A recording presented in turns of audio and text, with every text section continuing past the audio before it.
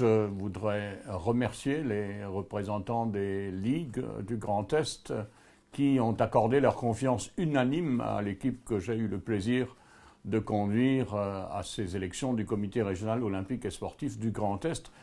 Précisément, cette équipe, elle est unie, elle est soudée, elle est solidaire autour de valeurs communes.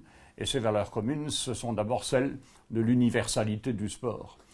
Au moment où on cherche à tout prix à nous faire réaliser des actions qui sont plus d'un naturel social que d'une essence sportive, au moment où on ne jure que par le sport santé bien-être, je voudrais, moi, réaffirmer les valeurs essentielles du sport et de l'olympisme, c'est-à-dire celui de la confrontation, celui de l'activité physique et sportive pour le plaisir, pour la compétition, pour la rivalité, pour le respect de soi et pour le respect des autres. C'est d'abord cette affirmation fondamentale, essentielle, que je vais porter avec l'ensemble de l'équipe qui vient d'être élue à cette Assemblée générale du Cross Grand Est.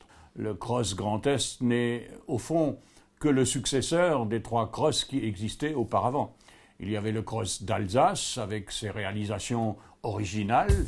On pense notamment au village des sports de nature, au centre régional des sports de nature qui va désormais prendre une envergure Grand Est.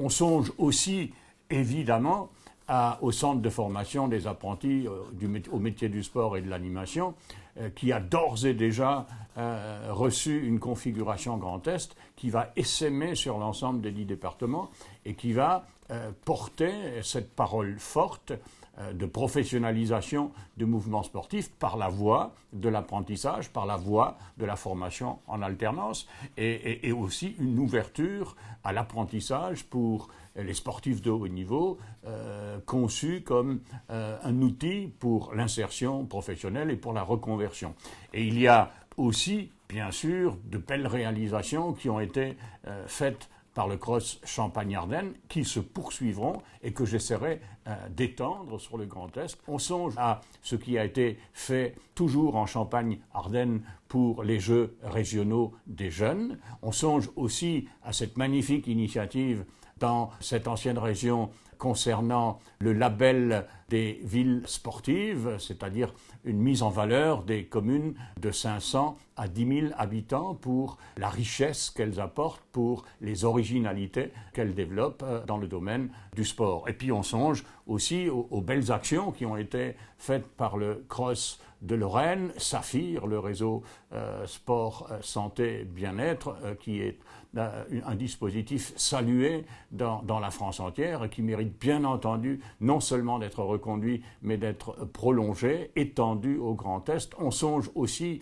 à tout ce magnifique volet de formation qui a été développé par le Cross de Lorraine, notamment au bénéfice des salariés, mais aussi au bénéfice des bénévoles et des jeunes futurs dirigeants. Il faut absolument prendre ces exemples et les valoriser au niveau du Grand Est. Et puis nous aurons bien sûr à développer des initiatives originales, ce que nous ferons parce que, justement, comme je le disais en introduction, nous avons la chance d'avoir une équipe soudée, une équipe qui s'entend sur l'essentiel de ce que nous avons apporté.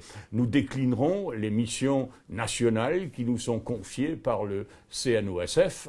D'abord, les politiques publiques, ce sera un domaine dont s'occupera Lionel Ollinger, le président de la Ligue de tennis, qui aura sous son aile tout ce qui est représentation du mouvement sportif auprès de l'ensemble des partenaires, tout ce qui est mission officielle auprès des financeurs. Nous aurons aussi un volet important consacré au sport, santé, bien-être, ce sera l'œuvre de Yves Herman, qui est aussi le président du CDOS du Bas-Rhin, qui a développé dans son département et dans l'ancienne région Alsace une action tout à fait remarquable pour la labellisation des structures ayant vocation à intervenir dans le domaine du sport sur ordonnance. Eh bien, Yves Herman conduira cette action, je n'en doute pas un instant, avec engagement et avec compétence au niveau du Grand Est. La citoyenneté, l'éducation sera l'affaire de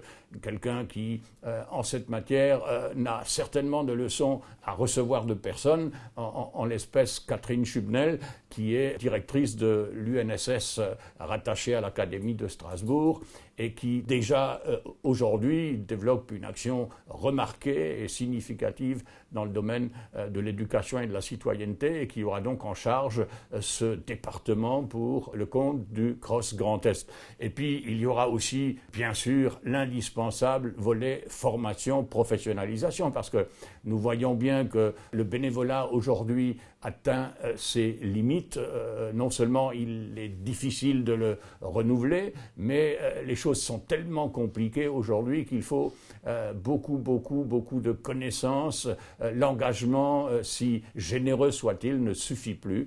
Il faut aussi avoir la tête bien pleine et connaître toutes ces questions compliquées qui touchent aujourd'hui à l'organisation du sport et à son déroulement. Eh bien, ce sera mené par un orfèvre en la matière, en la personne de Bernard Simonin, ancien directeur du CFA des métiers du sport et de l'animation, qui en la matière est quelqu'un qui est unanimement reconnu comme un grand spécialiste de ces questions sur le plan régional. Nous sommes équipés pour aller de l'avant et construire un mouvement sportif Grand Est qui soit non seulement l'héritier des crosses d'auparavant, mais qui sera aussi porteur de valeurs nouvelles et d'un nouvel engagement pour l'ensemble des disciplines sportives. Je n'oublie pas que nous avons la chance d'avoir une équipe de professionnels tout à fait hors pair, conduite par Lionel Duhaide, le nouveau directeur que nous avons embauché à compter du 1er février 2018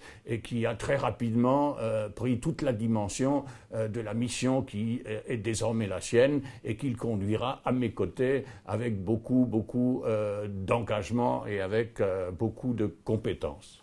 Dans le cadre du débat national qui va s'engager sur la gouvernance du sport, il faudra que nous changions, si je puis dire, le fusil d'épaule.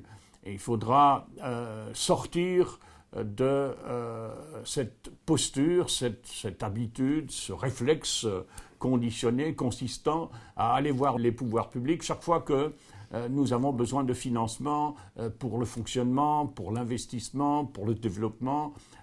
Il faudra essayer de vivre par nous-mêmes. Qu'est-ce que ça signifie ? Ça signifie qu'il faut faire la part des choses.